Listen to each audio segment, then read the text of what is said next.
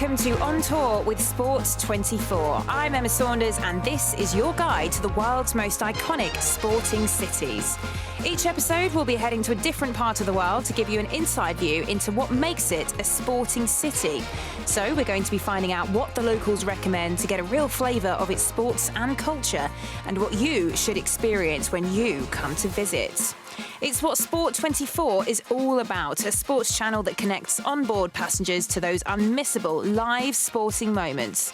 So whether you're flying at 35,000 feet or relaxing on your ocean cruise, you can be watching the game live.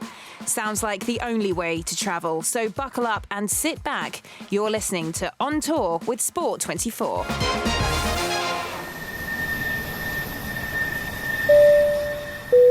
Ladies and gentlemen, on behalf of Sport 24, we'd like to welcome you to Barcelona.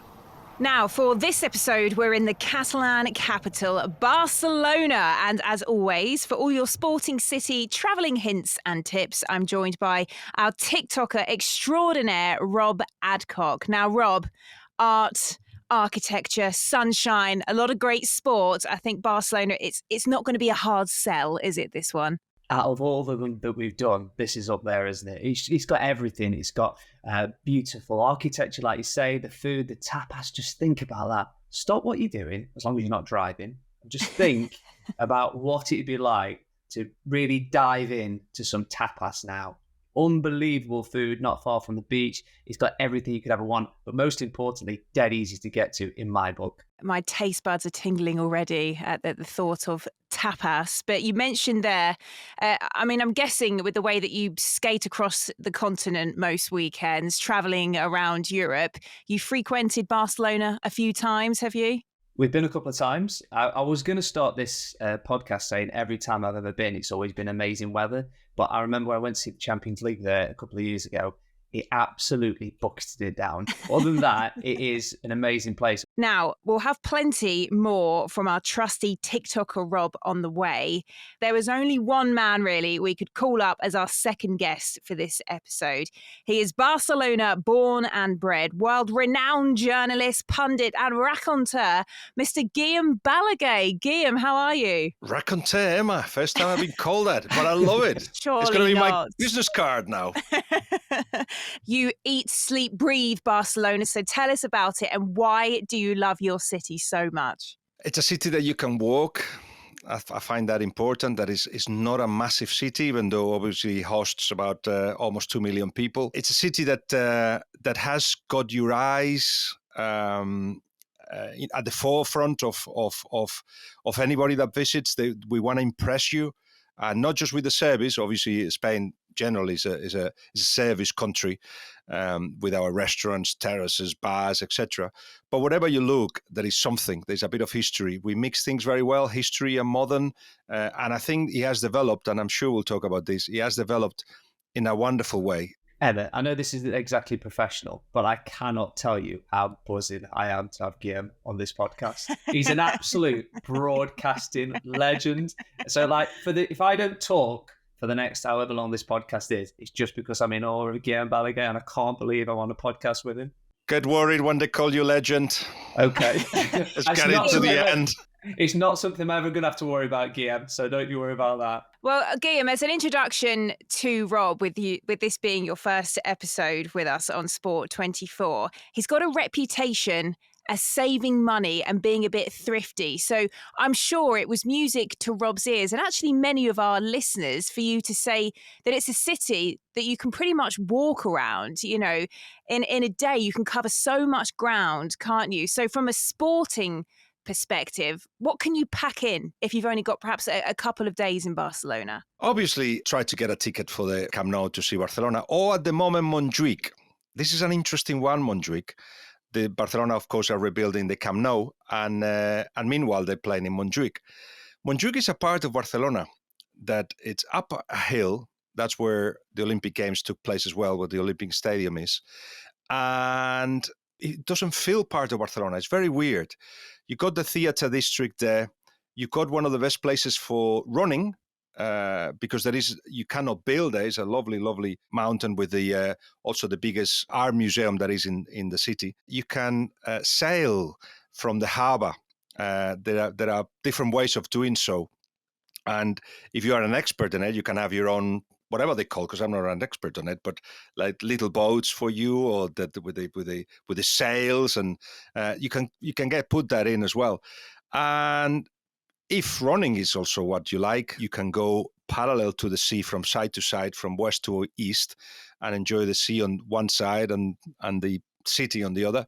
Or, as I say, go to Montjuic, which has got that's more demanding, big hills, but beautiful green as well. And at the top of Montjuic, once you get to the top and you have to stop for a bit of water, just look at the sides of the whole city, and that's perhaps the best views that you can get of it. Do you know something I remember actually about the views in Barcelona? And not everyone listening to this, by the way, will be a walking enthusiast. But Guillem, correct me if I'm wrong.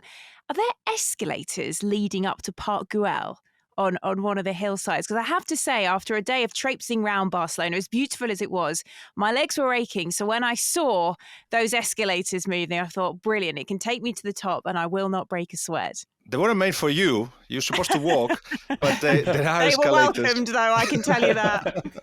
Yeah, the escalators that take you, because, again, the Parc Güell, which is this beautiful park created by Gaudí for the Güell family, it's surreal, it's colourful. You can go. There's a couple of escalators that take you there. Same in Montjuic as well. You can not only go through escalators, but there is like a cable car that takes you to the top of the city. Now, you've touched on it a little bit already, Guillem, but I suppose if we're going to focus in on the sporting scene and what's available, there is only one place to start, and that is with a sports team that is synonymous with football, and that is FC Barcelona. You've covered them for many, many years, Guillem. So what place does the football club hold in the hearts of Catalan locals? I have to disclose that, and you know this, I'm an Espanyol fan, and our stadium is magnificent. It's outside the city, and I also recommend you to go and see it, and there's a shopping centre there. There, I said it. But now let's talk about Barcelona, because it absolutely symbolises what Catalonia and Barcelona are about. There's no doubt that they are very close to the essence and the heart of what Barcelona is. It's a club that has always gone a little bit against the tide. It obviously, in dictatorship times, it was an oasis of freedom, where, especially in the 70s, when the dictatorship was finishing, it was a place where you could take Catalan flags that were illegal, where you could have the kind of discussions about politics that you couldn't have anywhere else because they will be banned. They have represented this freedom. But also, they've always identified a brand of football, and this goes back to the 50s, that had to do with the spectacle, that had to do with pleasing the fans, and that had to do with talented players. And Barcelona, the city's a bit like that, isn't it? There's hardly anybody that dresses badly. The men, woman, they look like they belong to that place, but they enhance that place as well. And Barcelona, as a football club, does that. Johan Cruyff reinforced that idea and took it further, and Pep Guardiola even further. They are vanguard of football, the same way that Barcelona, on a corner of Spain, near the sea, near France, near Europe, has always been the vanguard of Spain. Whatever happens in Spain generally happens first in Barcelona. So there is a symbiosis between club and the town that you cannot ignore, even if you are an Espanyol fan.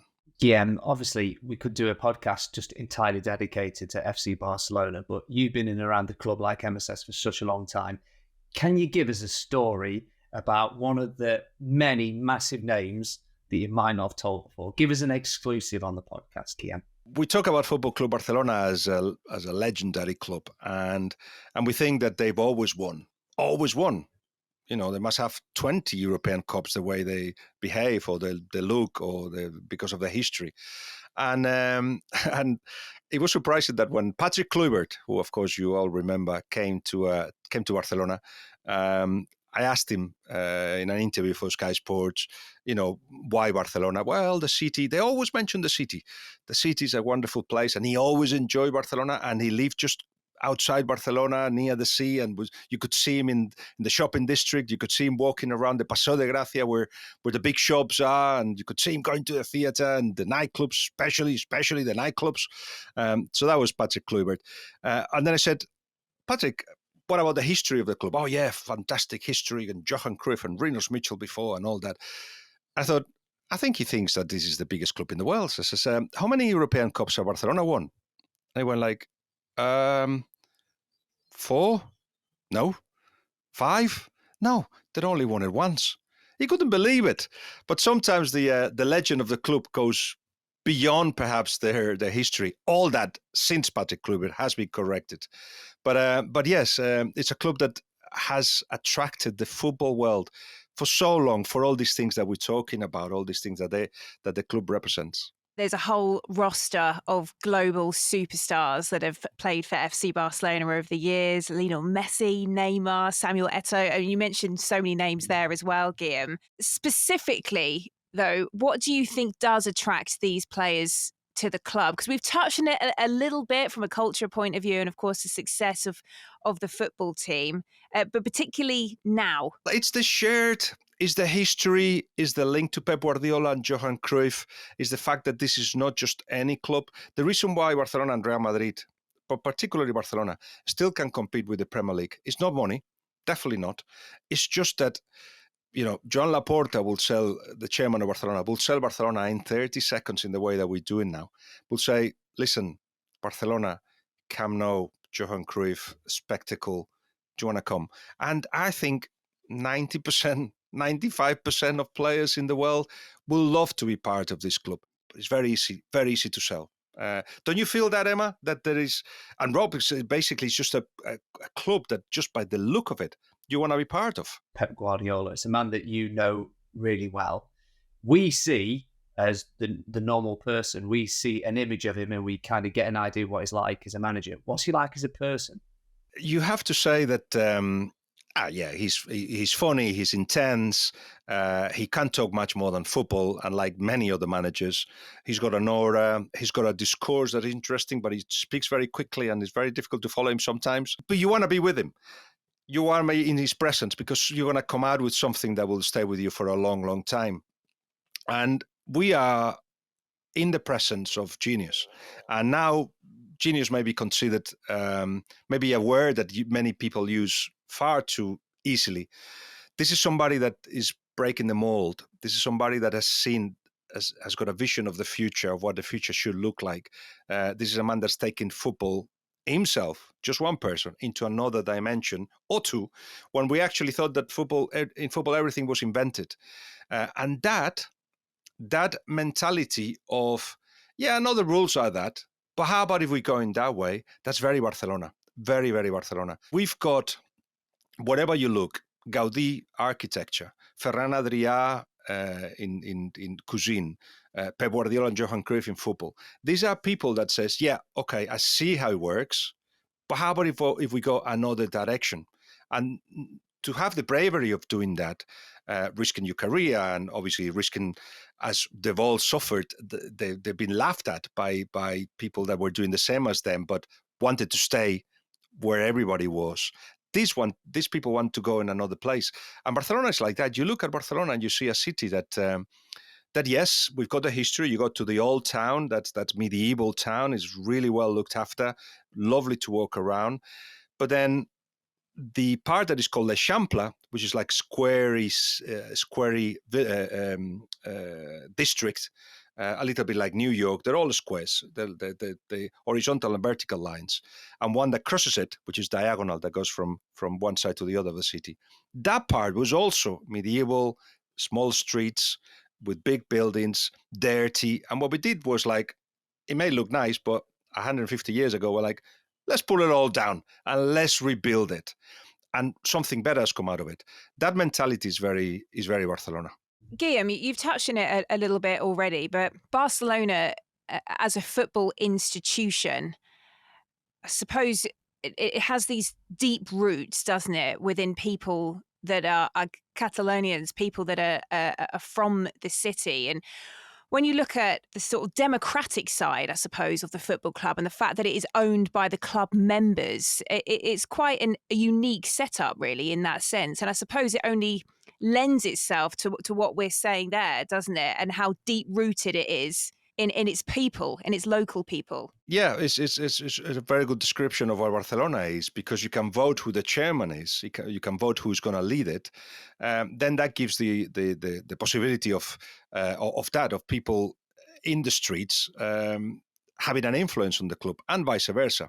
So it really works well. There's a bit of a myth about how democratic Barcelona is, though, because it's run by a little assembly that represents about 10% of the whole season ticket holders. But yeah, it is it's a unique, Real Madrid have it, and not many others, where season ticket holders can vote who is in charge. But it's such an influential institution that everybody wants to be part of it. So you've had one of the biggest builders in construction builders in Barcelona in the last 50 years was the chairman for 20 odd years, Josep Lluís Núñez, and he didn't earn a single penny from the club and spent a lot of hours on it. But that gave him a name to then do these other businesses. Laporta is the same. Laporta is a lawyer, and he doesn't get paid by the club. But by being the chairman of Barcelona, he's got a space in the civil and social life of Catalonia, a very, very important space. You've made it very, very, very clear, Guillem, that you are not a Barcelona fan. So thank you very much for speaking at length about a club which you very much clearly do not support. So thank you for that. From my memory of going to see Barcelona the handful of times that I've been, it was really easy and accessible to do so. So maybe if you listen to this now, you're on a flight or you're on a cruise ship and you're thinking, right, we're going to be stopping off in Barcelona. Also, if you are doing that, send us a little picture on social media. We'd be well up for seeing that, wouldn't we? We'll tell you how to do that a little bit later on, exactly where you are. But my memory was it was really easy to get to Camp Nou. Obviously, at the time of recording, we're not in a position where they're playing at the Camp Nou, but when they're back playing there again, I find it really easy to get tickets, and I find it really easy to get to the ground. Yeah, the ticket situation is interesting because Barcelona have got this facility. If season ticket holders are not going to go to the game, they release the tickets so you can buy them. I'm telling you, if you go to Montjuic to see Barcelona, they haven't sold out any single game. The Barcelona fans have decided not to go to the games. And even though it's only 40,000 people, 40,000 seats, and there are, I think it's 95,000 season ticket holders, they haven't, right now, there's only 17,000 season ticket holders. So there are tickets available. But at the Camp Nou, yes, there is undergrounds that take you to literally 10 minutes away. From the Camp Nou, there is buses that take you there as well. It's really easy to get to. It's the edge of the city, so if you come out from Barcelona, there is easy places to park, not nearby, but a mile away. It's a proper experience as well outside the grounds. Quite a few grounds. You both know you've been to a lot of football matches. You just feels like you're just turning up and going. Whereas Barcelona, from memory, there was just so much happening outside. You wanted to get there ready to be part of it. There's a great museum as well, isn't there, Guillem? Yeah. Is the best visited museum of the whole of Catalonia, one of the biggest ones in Spain, and a really good source of money for the club. And yeah, you see things that have been worn by Johan Cruyff or boots left by Leo Messi. For some people, you have to say it is the closest they're going to get to those legends, and it is worthwhile going because it mixes very cleverly. And it will get better as well. The history, the social side of it, the football side of it, but also it's quite interactive. And as I say, it's going to be even more interactive in the future. So when they reopen again, it's gonna be spectacular. I imagine, even with your affiliations to Espanyol, when you step inside the bowl that is Camp Nou, and with the sheer size of it now, you mentioned there the capacity is going to be 105, 106,000 seater, with all the history, everything that's unfolded inside that stadium. Rob's mentioned you've been to a number of football grounds throughout the entire world, but there must be something special in the air, isn't there, when you step inside Camp Nou? Just describe to us that feeling and the aura of the place. Once you're in the pitch, the shape is fantastic. Is the shape of a gladiators ground is somewhere where the people that have stepped on that pitch, and yes, it does have something, but there is a reason why they had to rebuild it. It was just old-fashioned. And what's going to come out is going to be amazing. It's going to have a roof, a retractable roof. It's going to have like 3 rings around it, and there will be bars, and there will be places for you to enjoy yourself and to take the kids. A lot of things that will make the new Camp Nou one of the best in the world. Well, we've gone quite football heavy at the start of this pod, but Guillem, I'm hoping you might be able to fill us in a bit on the other sports within the FC Barcelona family. They're kind of a global brand, aren't they, FC Barcelona? And within that, they've also got a basketball team, handball team, roller hockey as well, as I understand it. So obviously football is the main draw, isn't it? But I imagine all these different sports must be a real source of pride to Barcelona locals. I've always admired that of Football Club Barcelona. And for a while, let me say, Espanyol also had a basketball team and a hockey team, but it cost money. And Barcelona have kept going with some of the best teams of those sports. They just don't want to be any other side. They want to be some of the best. And I remember when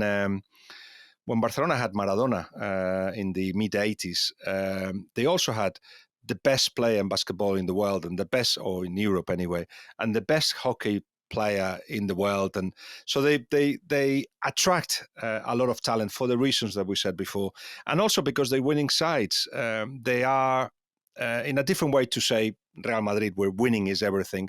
For Barcelona, is winning with a style, and that attracts a lot of people and still eventually makes you win. So it's a really, really good combination. And there is a lot of handball fans that will never go to see football, and there will be hockey fans that will never go see basketball, but they have their own definitely bunch of fans that fill the ground. And part of the rebuild of the Camp Nou is what they call Espai Barça, the Barça space, which will be around it. That will also have a polysporting or multisporting air arena and shops and cinemas and hotels and everything around it. So what Barcelona are doing for the city, now that they've got the money, or at least they borrowed it, and they got the permission to do it, is going to be a recycling and rebuilding of that area as you come into the town and make it richer. Well, sticking with the football for now, we can hear from one of the players who's actually pulled on the famous colours of Barcelona. Club legend Vicky Losada is a former captain who came through the famous Messiah Academy and won the Primera Division 6 times with Barça Femení. We've been catching up with her.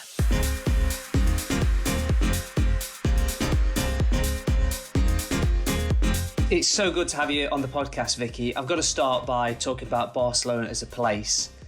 What is it like to live there? What's it like to be in and around the city for you? I'm actually looking forward to coming back for summer. I think it's one of the most beautiful cities in the world. It's so easy to walk during hours. You have so much culture, so much art, and sun is shining all the time. You have the beach, the mountain. I think it's amazing. And of course, I have Barça there, which have been my whole life. When we talk about Barcelona, like we have done all the way throughout the podcast, you can't help but think about the football club. What's it like to be in and around it on a daily basis? I'm so lucky. It's not because it's my team, my hometown team. It's because they've shown that they've invested in the women's team, and it's just so professional, which is something that most of the teams might have now. Some are trying to get in there, but Barca has been like that for the last 9 years already. So I think we set the standards and have been part of that team winning the first Champions League, and also the style, the conversations about football, they're unique for me over there. This might seem like a bit of a strange question, but what's it like being an icon of such a huge and famous club? It's an honor. I've spent 15 years there. So I've seen the worst. It's not the worst, but something behind the scenes, we would say, like how we've developed to now be one of the best clubs in the world. We didn't have any visibility back then. It's just an honor to have been part of something massive. And now it's a lot of emotion for me. When I watch the girls playing in Camp Nou and it's sold out, and now I see girls and little boys wearing the players' shirts, it's just changed so much. You've achieved so much. We could do an entire podcast just on the honours that you've got to your name. When in 60, 70 years' time, when you're old and grey and sitting in a rocking chair, what one memory do you think you will be the thing that you will remember most fondly? I think for me, it will always be the Champions League, but it's not just because it is the Champions League.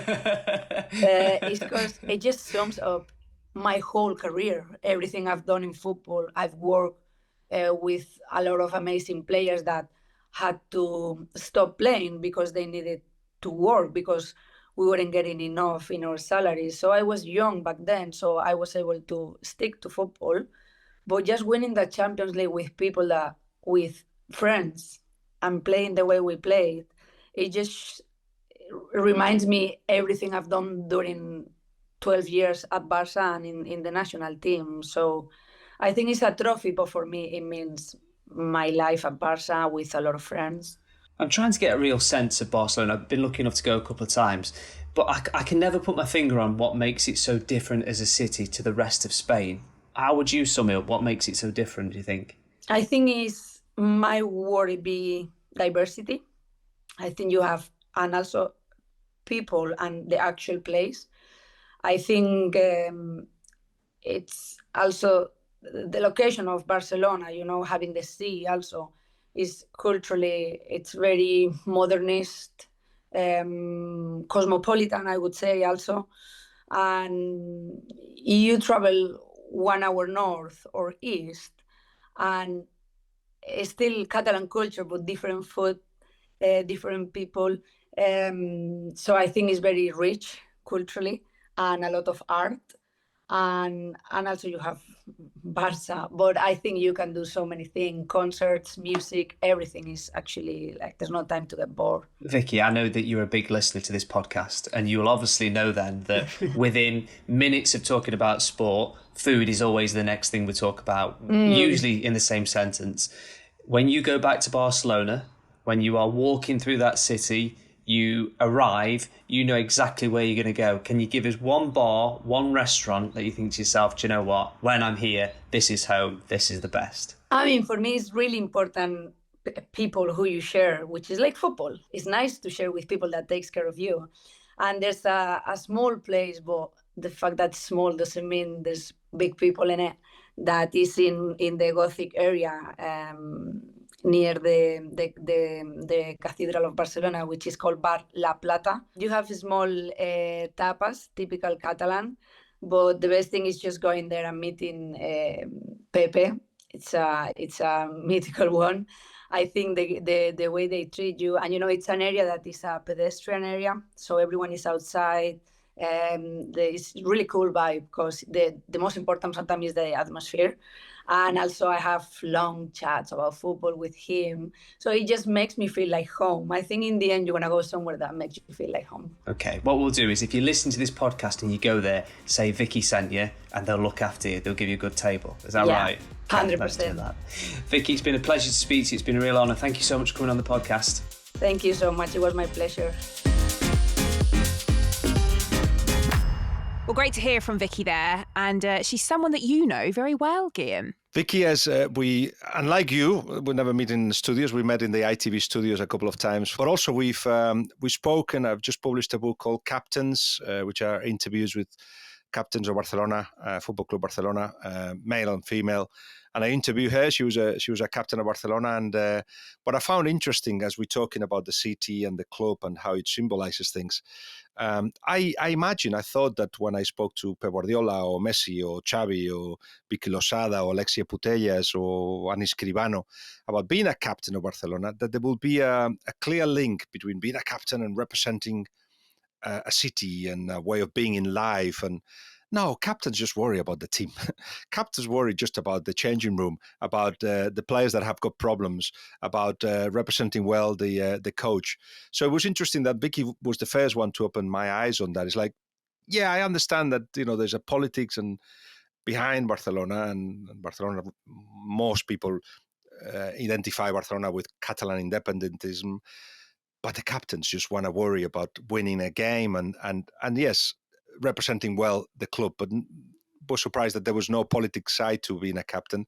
But she was a very, very good captain because she went through a period in which she was the biggest rebel going to then lead the team in a wonderful way. And then as Barcelona hadn't at that point become the Barcelona that we know now, winning Champions Leagues and so on, she had to go away, eventually come back, and brought with her what she had learned from England. And as you know, of course, she's back at Brighton, trying to improve matters at Brighton. Well, she's got lots on her plate now, but very much entrenched in that FC Barcelona history. So great to hear from Vicky. And we'll hear more from Guillem in a moment or two. But Rob, you've been busy doing your research, haven't you? As in every episode, we want to give you, the listener, the best tips about our chosen city, all in one handy list, whether that be places to grab a bite to eat or simply somewhere you just have to visit. It is time for our Barcelona Tourist Top 5. To be honest with you, Emma, I'm feeling at one with nature this week, so I'm going to go heavy on things to do outside. So the tourist top 5 this week is feeling a little bit spiritual. So I'm going to start with this at number 5. I'm going to start with the Temple of the Sacred Heart of Jesus, or as the locals might call it, Emma, Sagrado. No, that's almost French. Being Spanish Rob. Yeah, how might you pronounce it? Well, you've said it in Catalan, so should we Yes. leave it there? Sagrat Cor. Yes. Well done. Isn't that what exactly what I said? Oh, it's a strong start, Rob. I don't know where this self-doubt's coming from. It's imposter syndrome. That's what it is. So it's at the top of this over 500 metre tall hill, and it is awe-inspiring. Whatever you do now, wherever you listen to this, open up another little tab and give a little Google of it, because the images that you'll see in front of you are just amazing. If you get yourself, it's about 45 minutes away from right in the centre of Barcelona. You've got to get some public transport to get there. But when you get there, if it's a beautiful day, if it's sunrise or sunset, you will not be disappointed. Am I right, Guillem? No doubt about it. There are so many things that you can do around Barcelona, but a lot of them had to do with religion, and a lot of it had to do with the amount of effort that was put into, as you said, buildings in particular places with views like the one you just described. Sorry, Adcock. Number 4 on this tourist top 5 for Barcelona is Parc de la Ciutadella. Parc de la Ciutadella. Yeah, come on, just have a clap for the pronunciation. That's what I'm waiting for. No, you see, Rob, this is brilliant, because for anyone listening who perhaps doesn't have that Spanish twang or is able to speak Spanish, you're saying it phonetically. So anyone looking at a map will know exactly what you're talking about, and then Guillem can just slide in with how we're supposed to say it. So this is going to work. So on a beautiful day, I'm talking about spending a lot of time outside because it's Barcelona on this tourist top 5. There is nowhere better. It's like a big park with a fountain, a really huge water feature in the middle. I'm probably downplaying it a little bit, but it is genuinely gorgeous. One of those places where if you've got a bit of time, do you know when you are flying home late at night, you've had to check out your hotel around 10, 11 o'clock, and you're looking for things to do in the day to enjoy the sunshine? This is the place to go to. That's a very practical tip. I hope you appreciate it. You don't get that anywhere else. No other podcast gives you that level of detail. Turn up, have a little wander around, maybe have a go on one of the boats on the lake, but just enjoy being in Parc de la Ciutadella. Number 3, if you're in Barcelona and you go to Barcelona, you might be on your way there now, you're going to end up going to the Gothic Quarter. It's going to happen. You can't fight it because it is just one of those places you can go to. But it is always busy. But Emma, I've got what I'm liking to call a cheat code. Do you want to hear my cheat code? Oh, fire away. Especially if it saves a few quid. So you're going to go, but it's always going to be busy. The way around that is to go at sunrise. There'll be so few people around at that time. You can get all your photographs and all that kind of stuff, but you'll have the added benefit of knowing that morning sun bouncing off those beige stone walls is going to be delicious. Then, later on, when you walk through there and there's going to be loads of tourists pushing around trying to get the ideal photo that you've already got, you can thank me later.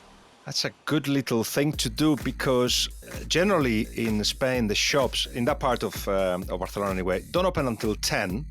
So obviously nobody wants to go shopping before 10. Who wants to go shopping before 10?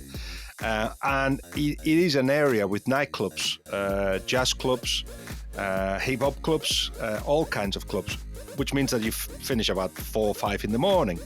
So between 5 and 10, there won't be many people around. I see a whole itinerary coming together here, Rob. So we go out at midnight, hit the nightclub, which shuts at 4 or 5 a.m, just in time for sunrise and our viewpoint. Wallop.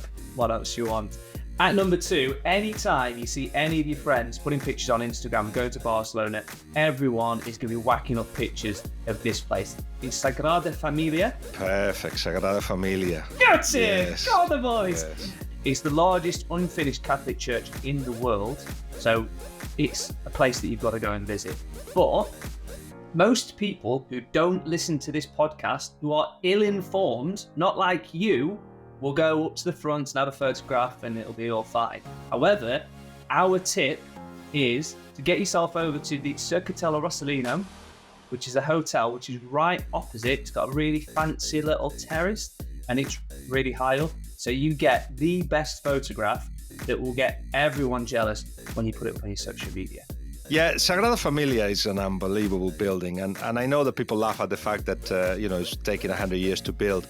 How long did you think that cathedrals all over the world last? It is about 100 years, especially if the government is not paying for it. It's private money that actually is producing this building. You can take the pictures from outside, of course. You can also go inside it.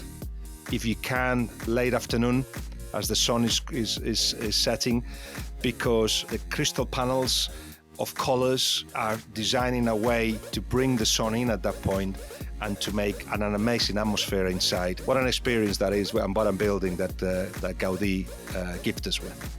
Number 1 on the Barcelona tourist top 5. Emma, I imagine you are going to be aware of what a speakeasy is. Are you aware of a speakeasy? What would make you think that, Rob? You just look like you are used to finer things in life. If you don't know what a speakeasy is, it's like an American tradition, I believe. It's like during Prohibition, people used to put like fruits of businesses that have all like the fun in the back. Effectively, that's essentially what it was like. Now, in Barcelona, there was a little speakeasy called Monk. Now, to the unsuspecting tourist that might not have listened to this podcast, they might walk past it thinking it's just a corner shop. However, if you go into that corner shop, at the back is a little secret door into one of the best cocktail bars in Barcelona. If you remember nothing else from this podcast, remember to go and visit Monk. Send us a picture, you will not be disappointed. Monk is the tourist top 5, number 1 for Barcelona. And what a top 5 it is, Rob. I just hope with some of the pronunciations there that our listeners are able to decipher what you've been saying and find these destinations. And if you've just been or are planning a trip to Barcelona, then we would love to hear any of your travel hints and tips too, and see your pictures and videos. So you can follow Sport24 on Facebook, X, formerly known as Twitter, and Instagram, and use the hashtag MySport24 to get in touch.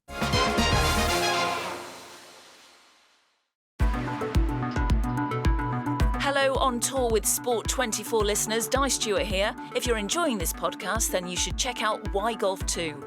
Each episode I'm joined by someone from across the golfing community to talk about their love for the sport. From Hollywood superstar Jamie Dornan to royalty Zara Tindall, major winner Rory McIlroy and LPGA Commissioner Molly Marcoux-Samaan. Anyone is welcome to share their Why Golf. Listen to Why Golf on your favourite podcast provider or watch on YouTube today.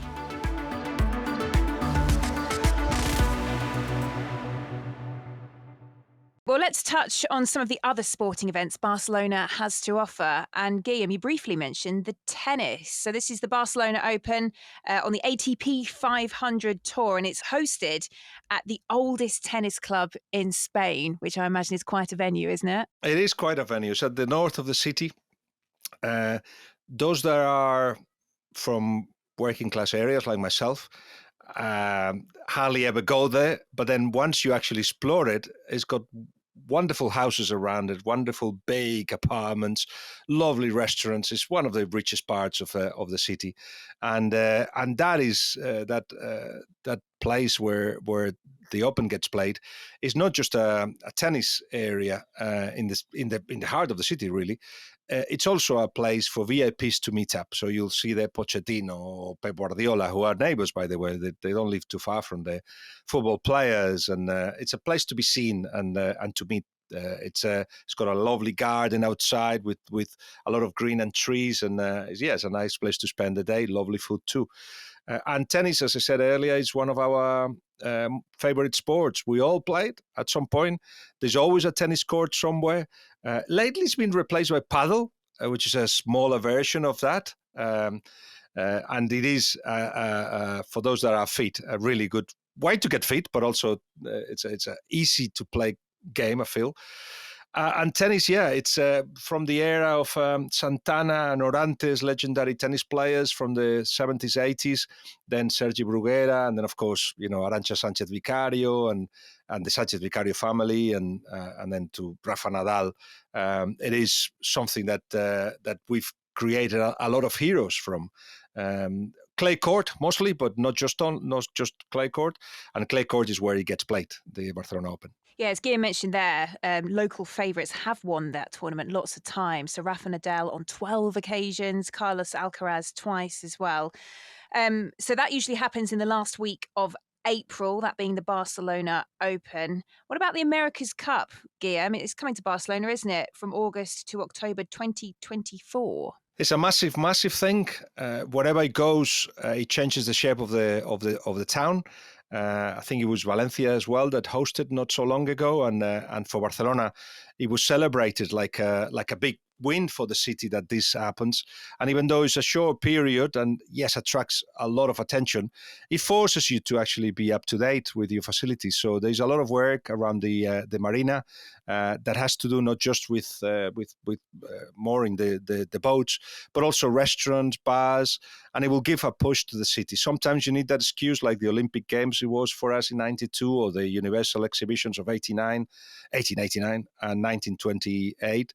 That just makes something new out of the town, and that is something that links to what we were saying of Barcelona. We never stand still. There is always changes. There's always a way of doing things better, a way of recovering another part of town. Remember, most of Barcelona is surrounded by mountains, so it cannot grow horizontally, but it can improve in some of the areas that need improving. And I think the marina, especially the marina, hadn't been touched hardly since '92, needed an improvement, and that's happening thanks to the American Cup. And it's also one of the main ports in Spain for cruise ships. So if you are enjoying Sport 24 whilst relaxing on your luxury cruise, you may well be visiting there very soon and making the most of all these lovely new facilities. Now, one man who will be aiming for success in the America's Cup is Sir Ben Ainslie. The 4-time Olympic champion is team principal and skipper of the British challenger INEOS Britannia, and he's been catching up with On Tour with Sport 24's Alec Wilkinson.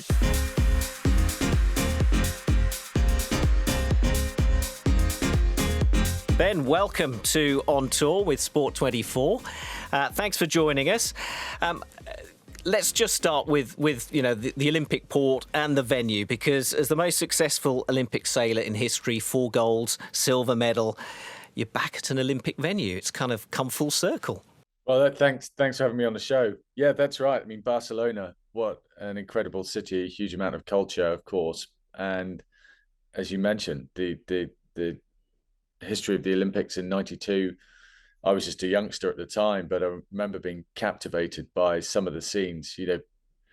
People often remember, diving platform with the city in the backdrop, and just some incredible moments from the Barcelona Olympics. And now here we are, 2024 with the America's Cup, and a really exciting time. We're talking about the transformation of this venue. It's quite spread out, isn't it? Can you give us an overview where the bases, the team bases are, the kind of pit lane, so to speak, to use Formula One terms, and where the fans will be? Barcelona is, just one of the perfect cities to host an event like the America's Cup.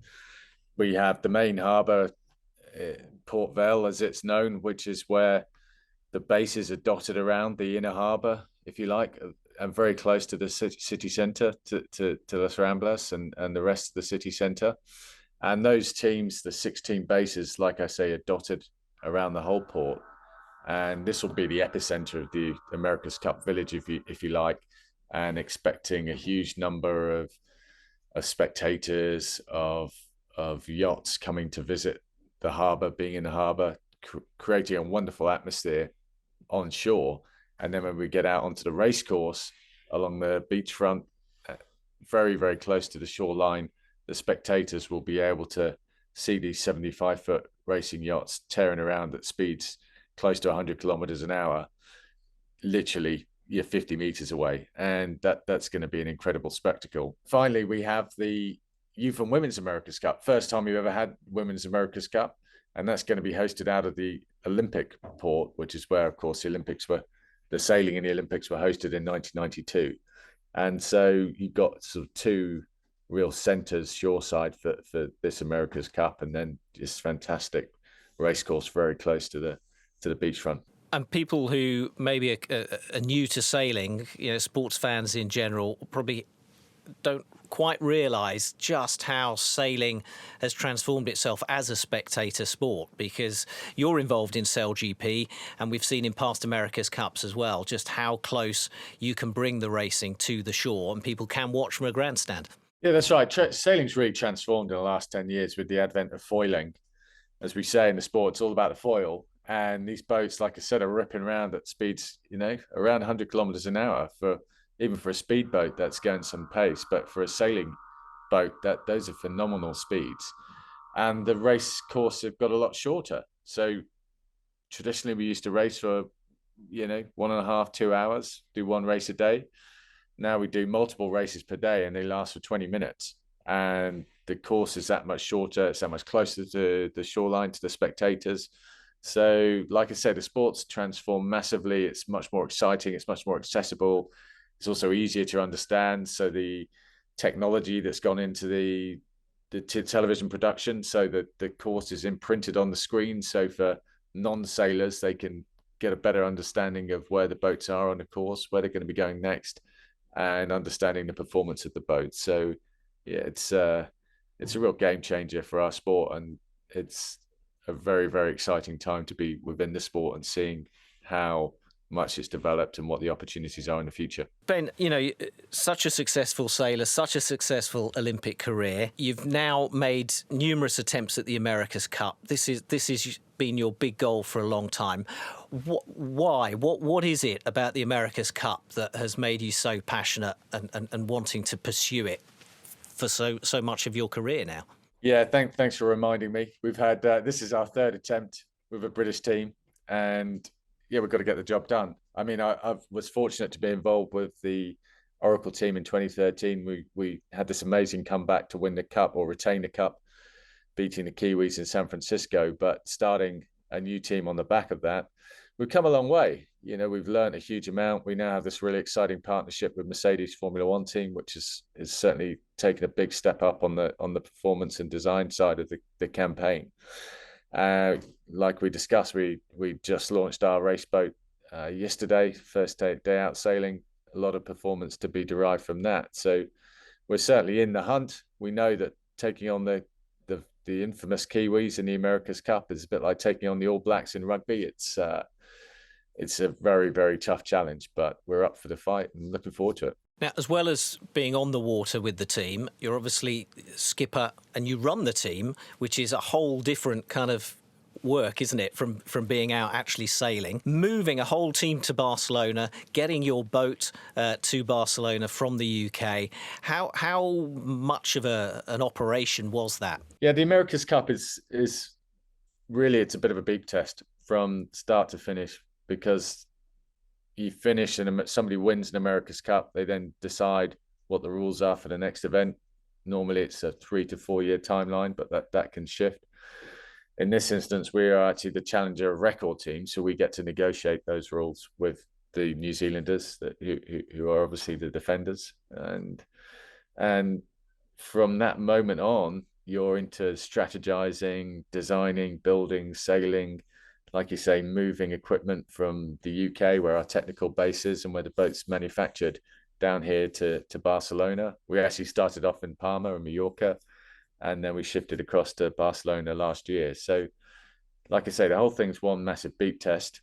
It's really about getting it's a technology race that's finished off with a sailing race, and it's about getting a large group of people together, pulling in the same direction, being open-minded about the technical challenges, and the technical opportunities that are out there, and then ultimately executing on those. And what's interesting as well are all the partners that you've brought in. I think INEOS has helped you tap into the INEOS Grenadier cycling team. You're tied in with Mercedes. Your boat has 4 people sailing and 4 people cycling, and the Grenadiers have helped you with that training and preparation. So how does it all come together, and what has each of those elements brought to the team? Yeah, well, firstly, having the support of INEOS, Jim Ratcliffe and the team at INEOS, they've been fantastic backers of the team since the previous Cup in Auckland in 21, and then through with this cycle for Barcelona this year.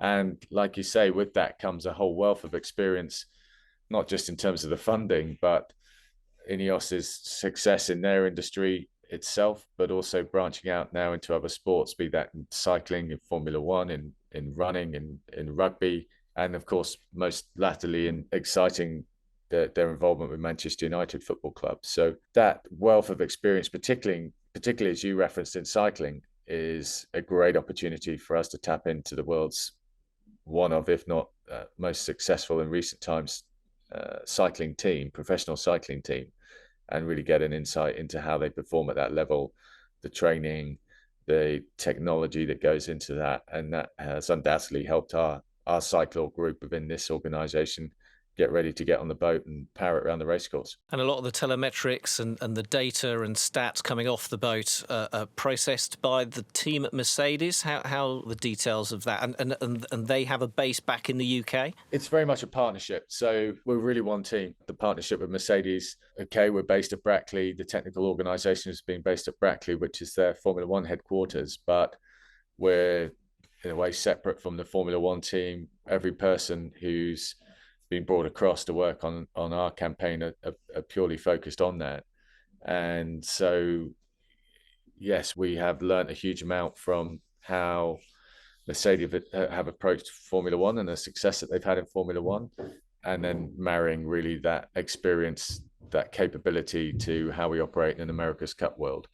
And that's been a really interesting challenge from a management perspective, because you can imagine there's quite a big gap there in terms of the resource available and the budgets available. And so trying to find that middle ground there, the sweet spot that really would get the organisation working to its optimum, has been a really fascinating challenge. And we've come a long way from, started the project 3 years ago now. And, that team is doing a fantastic job for us. And we're really proud to be partnered with Mercedes. Are you going to be able to get down to the F1 track when the Grand Prix comes to town? Yeah, I'm scheduled to go across for the F1 to be with the team over there. We're going to get Toto and George and 1 or 2 others across here to have a look at the boat, maybe even get out on the boat. So it's a really tight partnership. And like I say, we really see ourselves as one team. And it's been a great process to go through this cycle. You mentioned the Women's America's Cup. It's the first time we're going to see that. How significant is it for the sport of sailing? That's huge. I mean, really got to compliment Team New Zealand with this protocol, which is the set of rules for this competition. We of course, as a challenger record, back that, but for an event like the America's Cup with its history and its profile, to really be spearheading, female sport and participation, and also youth development, I think it's a very progressive protocol. It sends a very strong message, not only within sailing but the rest of the sporting world, that this is the path that needs to be taken. And it's going to be fascinating to see how that competition develops. And we have a great team in our Athena Pathway program led by Hannah Mills. She's got a fantastic team around her, both from the female squad and the youth squad, and we really hope that they can have a great event and come out on top. Now, the last time the America's Cup was hosted in Spain was Valencia, 2007. That's widely regarded as one of the best events ever as far as fans and atmosphere is concerned. Can we expect similar or even better from Barcelona? Yeah, Valencia really was, I think, in modern times, one of, if not the best cups. I was fortunate to be there competing with Team New Zealand, and just a great experience on and off the water. So Barcelona, I think, has got all of the ingredients, like I say, and with the transformation of the sport, the speed of these boats, the spectacle of these boats, the culture here in Barcelona. We talked about the layout of the city, where the port is, where the Olympic port is, the beachfront access to the racecourse. I think it's going to be an incredible summer, and can't wait for everyone to get down here and take a look at what's going on. Yeah, beaches, bars, restaurants, it's got it all, and the big sporting events as well. Ben, thanks for joining us. Great, thanks. And our thanks to Sir Ben Ainslie for joining us for this episode of On Tour with Sport 24. Now, just before we wrap up, in each episode, we'd like to learn a local word or a little piece of lingo which you might hear on the ground or even be able to use in the city when visiting, which might just make you feel like a little bit more of a local, Guillem. So what could be our word or phrase for Barcelona, particularly with Rob in mind, who's kind of new to the linguistics of the Spanish language? I tell you what, I'm going to give you a very quick sentence in Catalan. So when you use it, people will go, wow. And actually, that's what it actually means. It just means wow, but in Catalan. And it's Déu-n'hi-do. Déu-n'hi-do. So when you see something, a building that you really like, Déu-n'hi-do. Or when somebody serves you a tapa that is lovely, oh, Déu-n'hi-do. Déu-n'hi-do.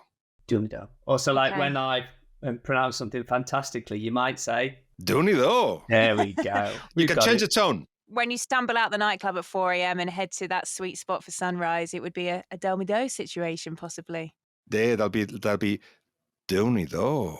That's all well and good, but anyone who's listened to these podcasts for any length of time, Guillem, will know that we are obsessed with food. So if you were putting like a little graph of what we are obsessed with, it would be sport, traveling to places, and then food right up at the top. And that's top tier.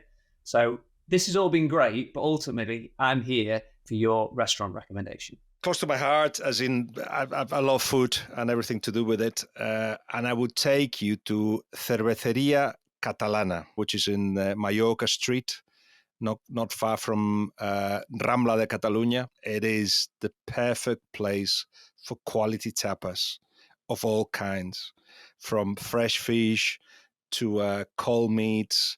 The wine is excellent. The price is good. Yes, important. Thank you. Not cheap, but good. Okay.